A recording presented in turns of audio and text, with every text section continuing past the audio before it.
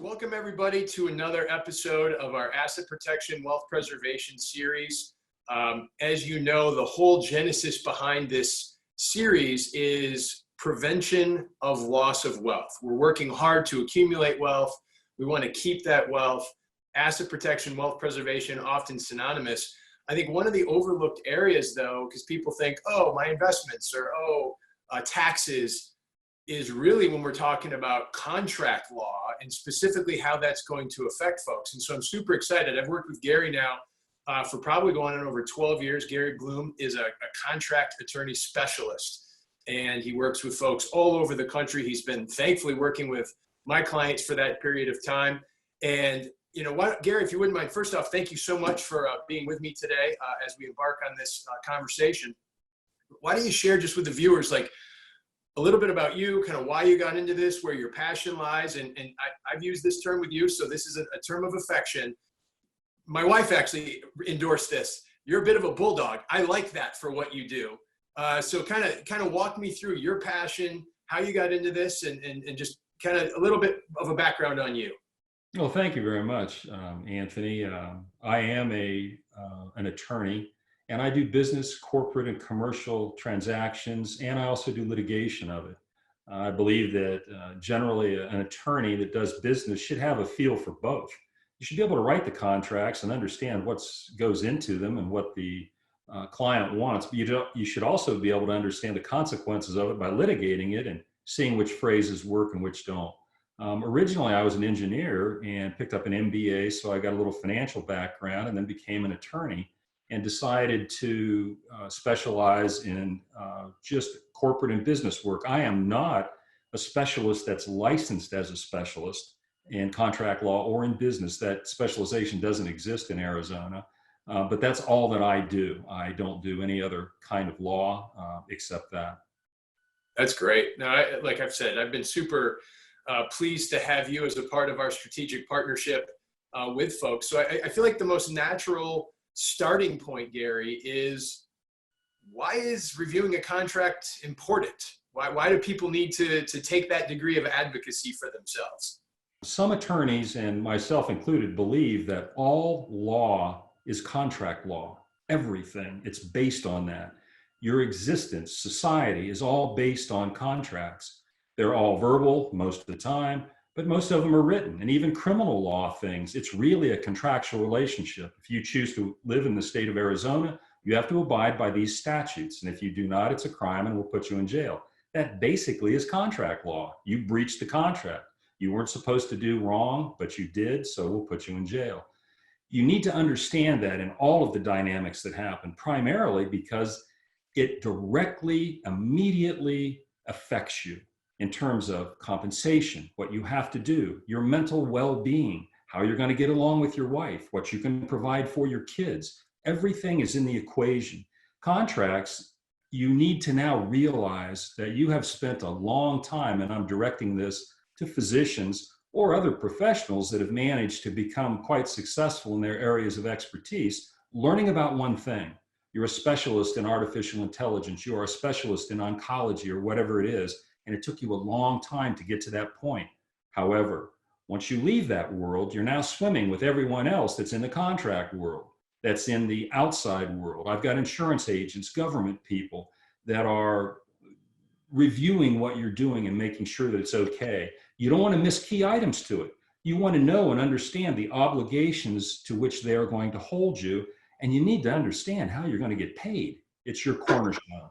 That is true words. When I'm talking, especially with folks who are leaving training, they're heading into practice, and they'll ask that question, well, why do I need to have an attorney review my contract? And it's like, why would you not have an attorney review your contract? This is arguably, next to getting married, perhaps the most significant decision that you're going to make. And for some, they're not going to get a contract for the marriage. That's another discussion for another time, as it were. But so if you would walk us through, we could throw there's so many different things I think about. The nuances of contracts. I mean, it's like a foreign language for those people that aren't involved with this. The nuances, some of the things that people need to be mindful of. You know, what are I guess some of the mistakes? Like, how does all of this stuff fit together in your world when you're consulting with clients? Well, to direct it towards, as a specific example, employment contracts, many times that's the first contract that somebody is going to receive after they finish professional school. What do I do with it? Do not, at this point, let pride interfere with what you are trying to accomplish. If you truly don't understand a word, ask what it means. If you don't understand a clause, ask what it means. The obligations that you're going to be required to do under that are extremely important. You need to understand what they are. Do I have to work every weekend? Am I working every holiday? Do I get bonus money for this? Is there another arrangement that's in place? Who do I work with? Who do I report to? All of those things are important to know.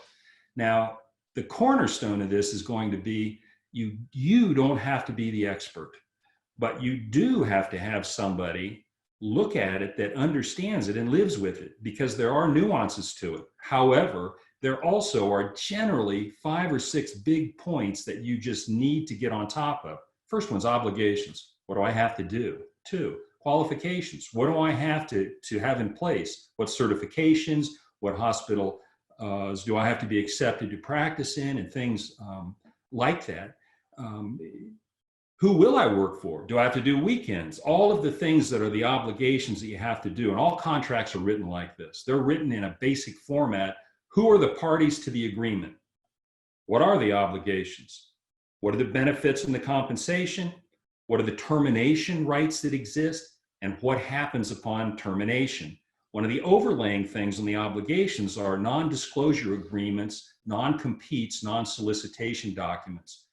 That is a state law driven item. It varies all the way from California, to a state where they're outlawed, to Arizona, which enforces them if they're reasonable in scope and duration. Understand what those are. They are in disfavor with the courts right now because it restricts the ability of somebody to earn a living. 20 years ago, the corporations were given more power. Lately, it's the individuals and the employment that are now really in a waxing situation where everything is starting to go their way. Under the compensation side, understand how you're paid. These are getting more and more complicated on an eat what you kill kind of basis. RVU unit examinations of things. Tasks are indexed on that. Numbers of patients that you see. There's 100 different metrics on what it is. That you need to understand in detail, because that's how you're actually going to get paid. And isn't that really what this is all about at the end of the day? If I don't understand that, how could I possibly plan on what I'm doing? And one of the other items is to discuss with your financial planner exactly what it is. It's the same tool that you can use with an attorney to help you understand exactly what the terms are that are inside it. What are the benefits I'm going to receive? What kind of compensation overall leads to partnership? What's the buy-in amount if I am to be a partner? What's the future of the practice group? How big is the restriction you're placing on me, to go back to the non-disclosure item again? The things that are important are confidential informations, patient information, any processes that the practice group has that are secret or confidential are receiving more protection. You're seeing this as an evolution from the tech world, where what they are struggling to protect, software codes, intellectual property, and things like that, is the core of their business. Well, what the restriction that says you can't work in this field as a physician for 2 years, those are becoming very much in disfavor. And what they're replacing them with is protection of intellectual property, which generally I don't have any problem with, because if you did develop it, if it is your secret sauce, it's yours. However, don't tell me that I can't work in the town at all, that I've got to leave the state in order to do it. Always on those, I'm encouraging people to push back, to decide what really is the reason that you feel, you, the practice group, the hospital, feel like you need to have these restrictions. In some states, part of the evaluation is to be able to prove a business purpose for your restrictions. If I say that you can't work for 10 years in the state of Arizona, what's the reason for that? I can't imagine that I would be restricted that long. That kind of a restriction would be thrown out of court and would not be enforced in general here. So examine those things carefully. one of the things that occurs to me, Gary, as you're going through, I mean, just all those bullet points. By the way, do you have a paper about that? Could we co-author something and you author it and I'll distribute it? Because I feel like if we had what every employment contract, as you're going through the employment contract process, bullet point, bullet point, bullet point, bullet point. Because you and I both can get pretty wordy, but at the end of the day, sometimes people just want, what are the key phrases? That's just. It's possible. Hey, send me the video so I can remember what I said. Yeah, sorry to put you on the spot there, but really what resonates there with me, Gary, is how important it is to truly not just advocate for yourself, but realize that we're all in our own respective fields, and in general, I'm going to say fairly intelligent, or we wouldn't be in those situations. And I'm not saying that to be self-aggrandizing by any means. It's just that's the case. Our clients are certainly in that space.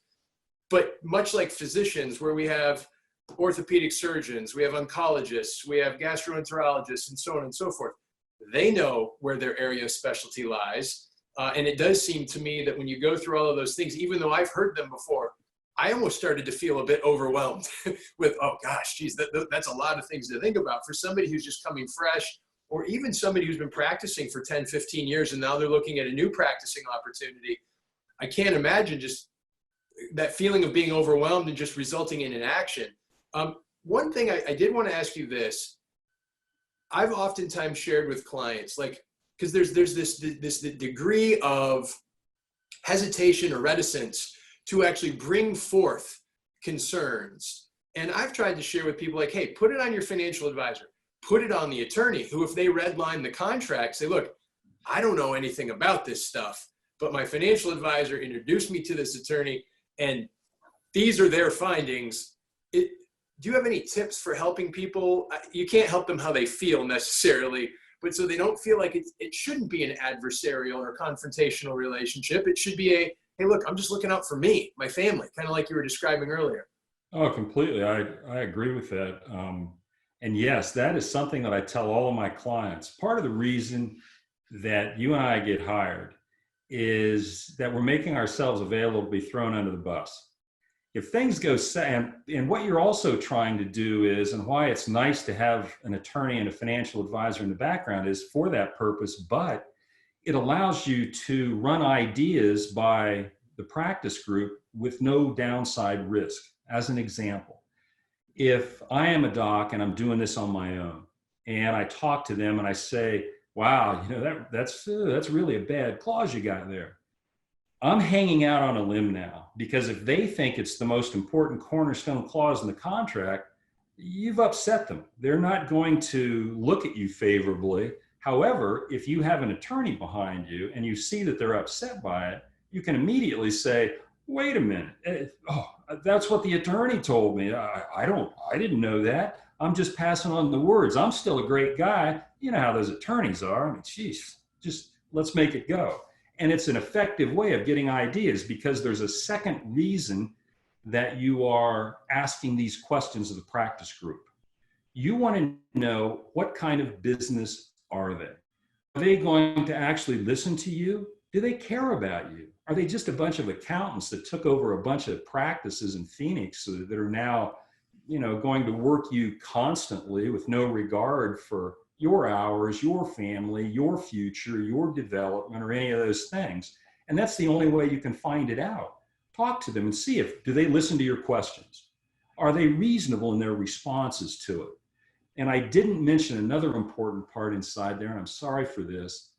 Insurance is something that you have to understand and ask questions about, just as the details of how the payment system actually works. You need to really understand how insurance fits into this, because you're entering into a world where they're kind of running the show. And you need to make sure that you're compatible with that and you can effectively and efficiently get paid. I mean, if they're bouncing my codes all the time and they're questioning it, and if I'm in an RVU compensation system, man, I got to know it. And I also need to understand the insurance policies, tail coverage, what do they cover, occurrence-based versus claims-made kind of policies, and what those mean, because there's nobody today in any profession that's going to leave their professional school and work at a hospital for 40 years and then retire. Those days were gone a long time ago. So understand the portability of your insurance policy and make sure that you know how the tail coverage works in relation to what you're doing.